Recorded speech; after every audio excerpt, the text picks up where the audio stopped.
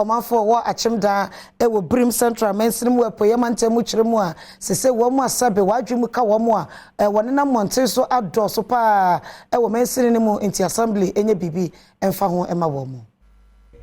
Yedemo ekopie mu ewo Akyem Oda ewo Brim Central Municipality abeto dwa se abodamfo a womo ewo sam patemu yi womo agye ekwan ahodo ewo empatemu ho no aboso enu nti se wonam kwan ho bebi a wobemu a na abodamfo epie hey ene renhran yi de se woton ade kura na abodamfo yi aba abegyina ho kyese omanfo yi ekire se abodamfo bi kura etumi eyi won ho a womo adwene ho a womo entiase womo eto aso se womo ogidie pa sesa abodamfo yi edu anadwo a na omanfo bi a womo eye adwuma ewa yaresa biam ebejom egum patemu womo nam sansemi so ede adesede ato nananom ahemfo enim epenifo a womo municipal assembly ho ne aban enim se womo enye bibi mfa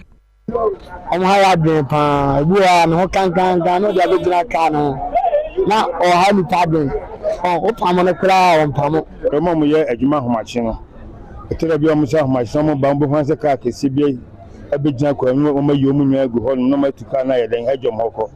Krontin hini owo Akyem Kotoku traditional area enso ene Adom News nsentwofo atwetwe nkomo no wodi tudwa se eyade a emomo edimpone ewo mpatemu odani bi se bi na se okosa atibie ne ma ebi hu se ofifie we wodi ehu bibi asa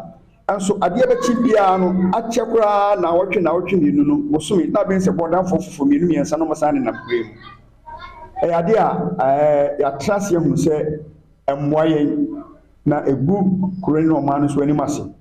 Municipal Chief Executive for Brim Central Victoria Edu enso editu dwa se sa bodamfo yi enfri Akyem Oda na womo eye nipa bi ma womo ewo gidie se omanfo bi mu ene beja omuguo enye Oda ena sankofo no omufi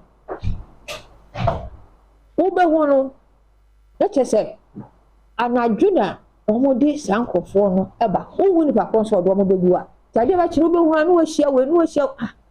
wofo we de ni wo mu antikro wo mu sesa bi okro bia no sankofo ni bi wo na so Akyem Oda na kanti sei